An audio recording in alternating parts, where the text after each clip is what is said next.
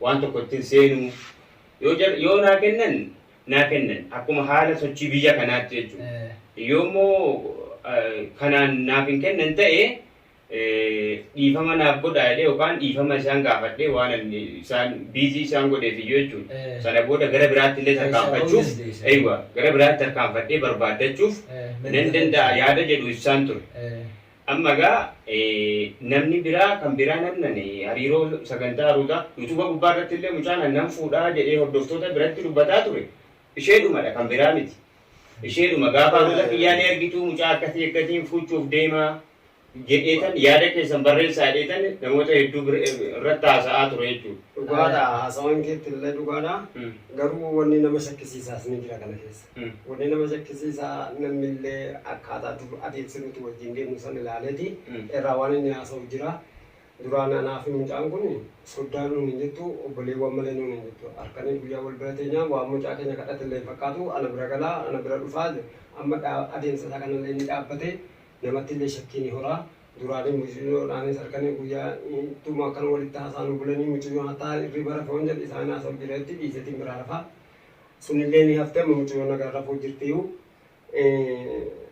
sanumatu namallee shakkititti naqaa isiin ammaa jechuun dhufaatii immoo sababni dhiiseefi kunoo Mahammadi qubana qaba hordoftoota irratti iyyuu himaan ture Mahammad qubana qaba sababni ani gara sanatti deddeebi'ee illee nama kan birayyuu deemaa hin jiru isin qofa miti. Maaliifi sagantaan haruuta kiyyaa dhihootti hin karoorsaa ture.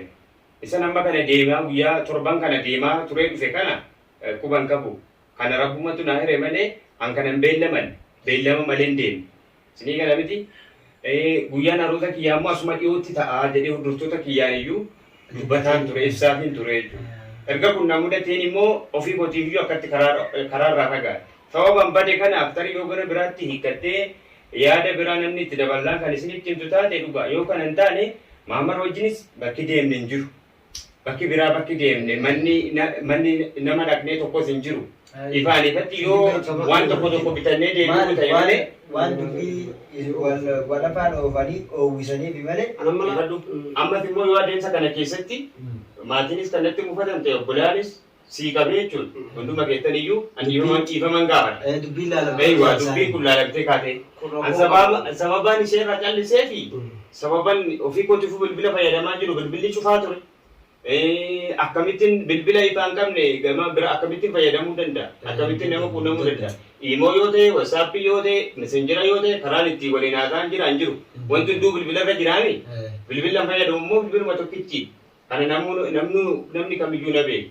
Kanaafi taateen kun anamma nan beeka anaa galeemi anaaf galeera ummataaf illee akka galuuf isaan manaatiif illee isaan illee ni amansiisa ani dhugaa yaada namaatis yaadinsa namaarraa ani nan fudhadha ni amanas dhaggeeffadhu atillee akka keenyaatti nu beekta ati dhiira akka keenyaatti waan akkasii kan namaaf dhufanne dubartoota yeroo hedduu jara amansiisuuti iyyuu jabaata malee dhiirri akka ofiisaatti fudhata.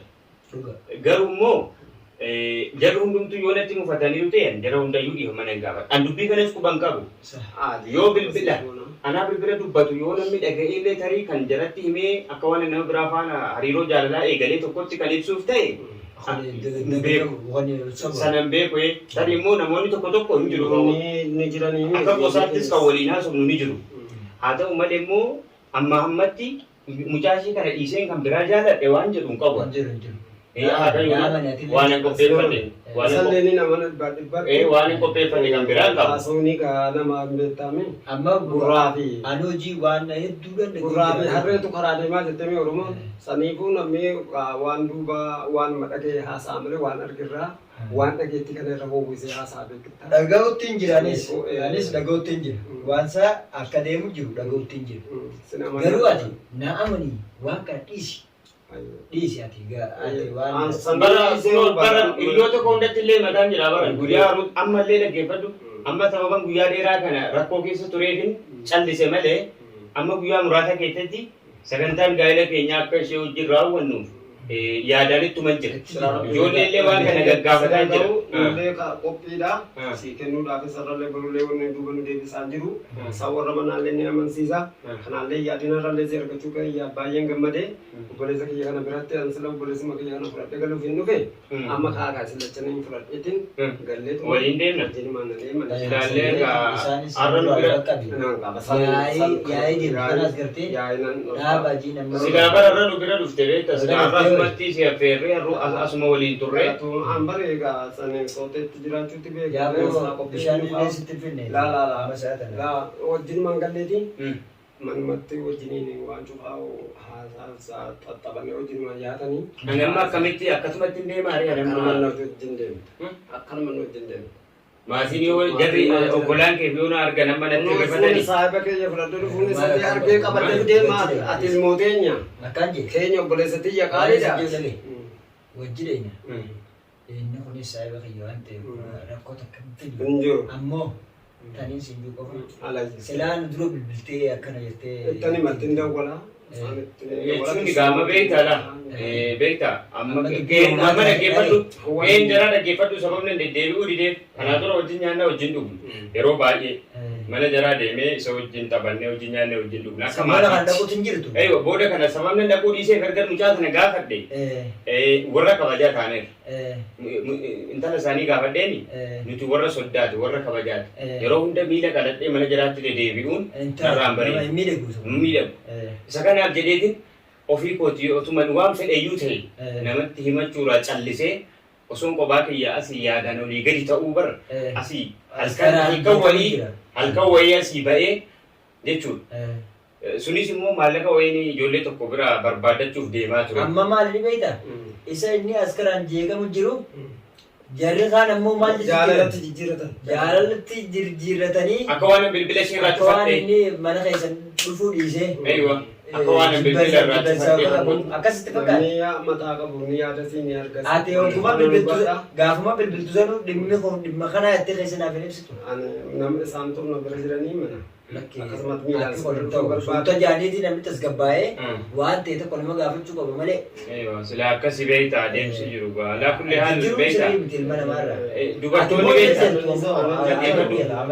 Dubartoonni beektaa waa aaru dafanii waa aaru akkasumas immoo ofii miidhu aarii kana keessa ba'anii dubartoonni yeroo hedduu waan waliin beeknu kanaaf jara gadi qabaadhaan jara naaf amansiisii naa gorsii Yoo biyyi tokkummaan keessanii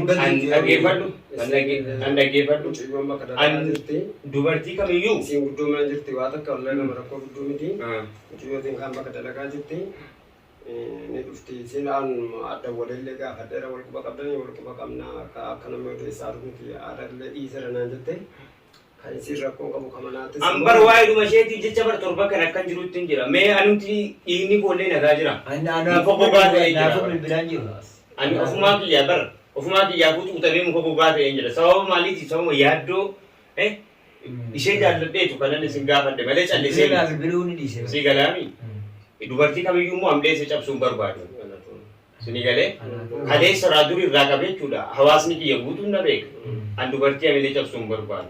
Kanaaf immoo ishee jaalladheetan jalqab duraan isin gaafadhe amma deebi'ee kan biraa amma yeroon dhufee guyyaa seenee waan akkasii jedhanii naaf himan mucaasee kami kanan gale mucaasee kami ishee irratti kan biraa kamin jaaladhe isheen jedhamtu sun immoo tariiti nama waggaa 2-3 dura waliin haasa'aa turre moo nama yeroodhuma dhiyoo kana waliin haasa'aa jiru eessaa baate kam isheen jedheetan ijoollee gaafataa ture garuu jarri naaf ibsuu hin dandeenye guutummaa guutuutti ani ishee kanan seen ani tun kan ishee kan kamaal baase'eeti ishee kan ishee jaalalli gadhaabbataadha.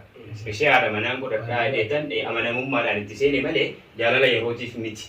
Yeroodhaaf itti fayyadamee bira darbuufi miti kan ishee barbaade. Si galaani isheen yoomii dhaggeeffadhu na biratti yoomii kabajaa qabdi isheen. Yookaan lakkoofseetti bara akkasumatti wajjin hin gallee manaalee uummatallee qabbaneessuudhaaf yeroo sana biratti argan nam tokko illee dubbatanuu haasatti kijiba ta'ullee ni amananii akkasii kaanu yaa ta'u liyyaadha. Amma irra deemuun akkamii? Ammuma deemnu haadhaaf abdiidha. Maaliif ni beektaa? Isa kana waan ijjeeffatanii jiran girgirri illee. Laa girgirri tokko rakkoon biraan hin uumamani. Waa tokko Hin amantaa ka mana manaa sana anatuma suluma manaa qaba malee Anam beektame anam Ada beektame. kakayyote. Tarii dhaqanii booda jechuudha. Maanta Akka kaleessa deemaa ture. Bara asitti Mahammadiin dhufanii lolanii inni jedhanii. beeka qe'ee nam tokko kalimaa tokko akkana jedhan. Ati ni deemnee amma. Ni beeka qe'ee warra maatillee ni beeka. Laal maaliif Nam tokko namni jala dubbatu hin jiru. Nam tokko. Ni gammadanii Dursee yoo inni nu amansiise dhaggeeffadhu. Dursee yoo inni amansiise akka achi gahee kee amma deequmsi tokko kaanaan kaa'ataanaani. Tokko anata hammala ta'ame. Dhaggeeffadhu. Naaf ati isaa gamma. Waan nan jees ni fuutu. Amma isa kana gartee siyaamanis jala ni deemna. Rakkoo isarra bu'aa fi malee mucaa kana waggaa lama hojii deemu jira. Waggaa lama. Tokko saraan gaba maanni beekame wajjiniin amata meeqa nyaachuu. Waan hin dhaga'u jiru kanarraa hin rakkina hima malee. Akkana kana natu cufee dubbiin akka odeeffamaa miti kalimaa keessan deebisinaadhaani gammachuudhaan qadhee hojii xaxabannee yaatanii wanni biraan jiru. Gaafatamummaa kamaal fudhannaan amma dhaggeeffadhu ilaa kamaal maali beektaa? Amma egaa osoo hin beekin osoo haala rakkoo keessa jiru maqaan koo tarii bifa hin taane jara biratti mul'achuu danda'e adeemsi koo tarii. Kanaaf immoo dhaqii anaa achi gahee jedhe yoo tarii namni tokko sagalee kan dheeratu ta'e kan jeequmsi tokko qabu yoo ta'e nan saalfadha. Achi dhaabbadhee deebii namaa deebisuullee hin danda'u. Maaliif akka kaleessaa miti kamaal akka duraan wajjin jiraannu sana miti. Amma mana kabajaati. Siigalaami namni wayi namaa hin jedhu. Kanaaf immoo yoo jara kan nurraa tasgabbeessu taate. Sannatu tasgabbeessaa isallee argattee kun wajjin nu faaraa dubbee qodeeffamu sanii miti. Mana tottolchaan eegaa natu jedhaanii natitti dawwala sanii yaadina. Eenyu yaasaa qabu. Uffata uffannare. Uffata yaa kan yaasaa. Akkasumatti deemuu wayyaa. Amma kamatiin deema. Firaa jiri gaa. Uffata jijjiiradhu. Jijjiiri. Akka kanatti olee maadii. Uffanni kaan maksalaayyuu jira beektaa. Aadii ati mana keetii bar mana keetii mana keenya ati wayi mana ormaa wayi taasisuu jirtamu. Mana keenya dhaquudhaan mana. Bakka kamitti deema. Kan